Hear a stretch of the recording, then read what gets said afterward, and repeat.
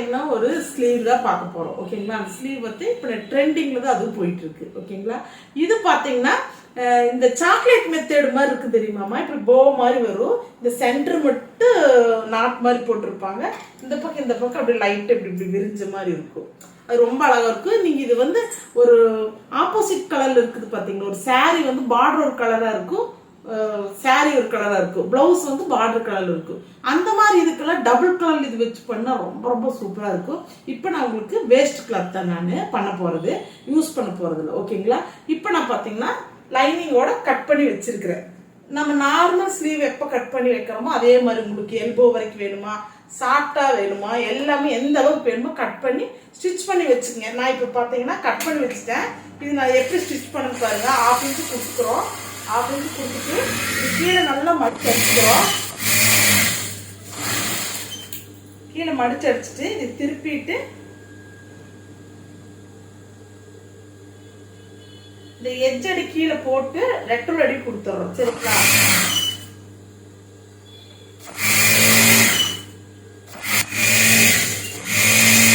மேலே அடிச்சு நம்ம வச்சிடறோம். சரிங்களா,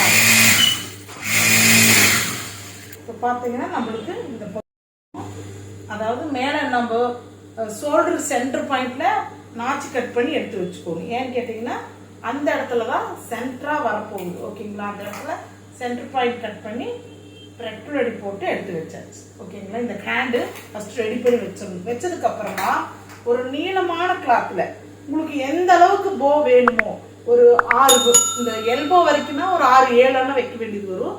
அது எவ்வளவு அகலம் வேணும். இந்த அகலம் வந்து உங்க இஷ்டமா. நான் 4 இன்ச் கொடுத்துருக்குறேன் அகலம். ஓகேங்களா, இது மடிச்சோம்னா நம்மளுக்கு 2 இன்ச்சுக்கு வந்துடும். ஓகேங்களா, அதனால நான் 4 இன்ச் கொடுத்துட்டு நீளமான கிளாத் வெட்டி இருக்கிறேன். இது நீளமான கிளாத் வெட்டி இதை பார்த்தீங்கன்னா மேலே ஒரு ஃபர்ஸ்ட் நம்ம ஒரு தடவை அடிச்சுக்கணும். அடிச்சதுக்கு அப்புறமா ஒரு 4 இன்ச் கேப்ல இப்படி தள்ளி விட்டு இது ஃபுல்லா எவ்வளவு வேணுமோ நீளமா இதை அடிச்சு நம்ம திருப்ப போறோம். திருப்பிட்டு ஃபினிஷிங் அப்பதான் கொடுக்க போறோம். இது நாட்டுக்கெல்லாம் எப்படிமோ நம்ம அடிச்சு திருப்புவோம் அதே மெத்தட் வருது.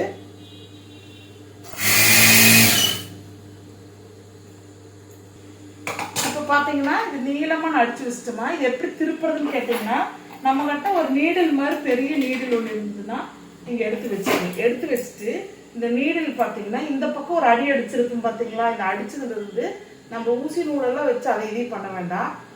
இந்த பகுதியில் இப்படி வச்சு நம்ம லைட்டாக அடிப்பகுதி துணியில் இப்படி லைட்டாக ப்ரெஸ் பண்ணாலே அது இந்த பக்கம் அப்படியே லைட்டாக அந்த பக்கம் இருக்கிற துணியை எடுத்துகிட்டு இருக்கும் பாருங்க. இந்த மாதிரி தான் திருப்பணும்.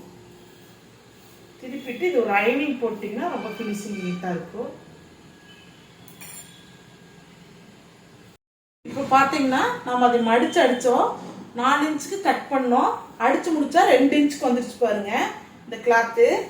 இதை வந்து நம்ம நீட்டாக எடுத்து வச்சுக்கணும். பிசுரெல்லாம் இல்லாத மாதிரி கரெக்டாக எடுத்து வச்சு நீங்கள் உங்கள் அயன் பாக்ஸ் இன்னும் ஒரு அயனிங் போட்டுக்கணும். ஓகேங்களா, இப்போ நீங்கள் என்ன பண்ணுறீங்க, சென்டர் பாயிண்ட்டு மார்க் பண்ணிட்டீங்க. மார்க் பண்ணிட்டு இந்த சைடு நம்ம அடிப்போம் தெரியுமா உடம்புக்கு, அந்த உடம்போட அளவு எந்த அளவுன்னு பார்த்துக்குங்க.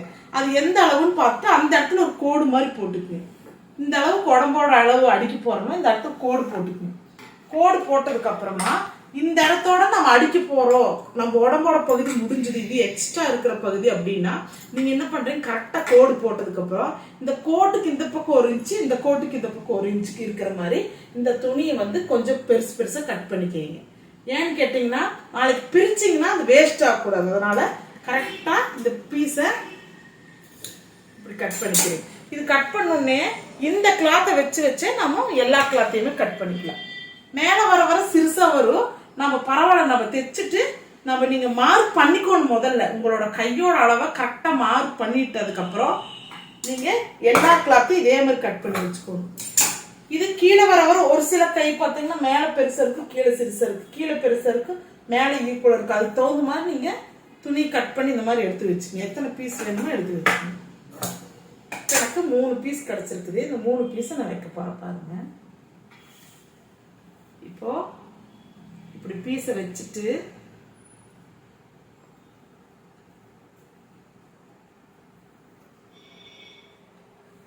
இதுல நீங்க நெருக்கமாவும் வைக்கலாம், கொஞ்சம் தள்ளியும் வைக்கலாம். நான் 3 பீஸ்க்கு மட்டும் கரெக்டா வச்சிருக்கிறேன். இது வச்சதுக்கு அப்புறமா இங்கிருந்து மேலிருந்து ஒரு அடி அடிச்சிடணும். இது கையை ஃபுல்லாக ஃபினிஷிங் பண்ணதுக்கு அப்புறம் தான் இதோட ஃபினிஷிங் ரொம்ப அழகாக இருக்கும். அதாவது நீங்கள் ப்ளவுஸ் சொல்கிறேன், ப்ளவுஸை ஃபுல்லாக தைச்சி முடிச்சுன்னு தான் பார்க்கறதுக்கு இது ஃபினிஷிங் நீட்டாக இருக்கும்.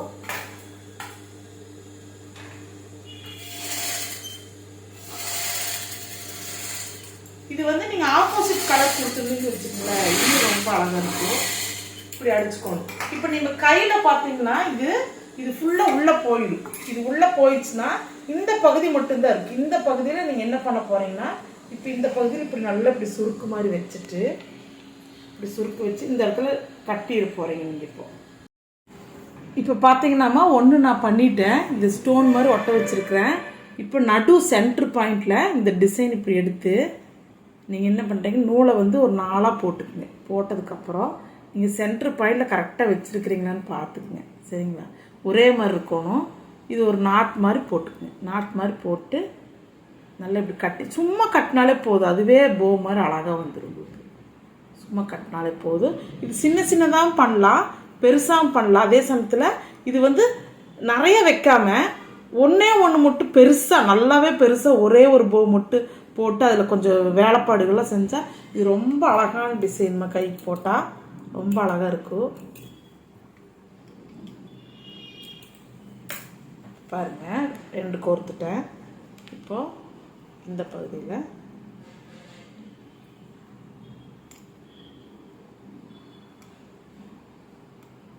இந்த மாதிரியே தான்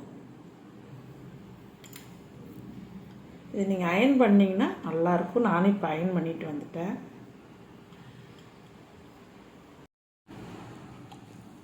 இப்போ பார்த்தீங்கன்னா இது நான் ஸ்டோன் ஒட்டுறமா, நீங்கள் வந்து பீட்ஸ் கோர்த்து ஹேங்கிங் போடுறனாலும் போட்டுக்கலாம்.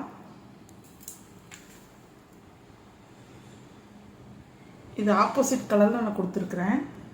இது நான் கிரீன் கலருக்கு கிரீன் கலரை வச்சு காட்டிட்டேன்.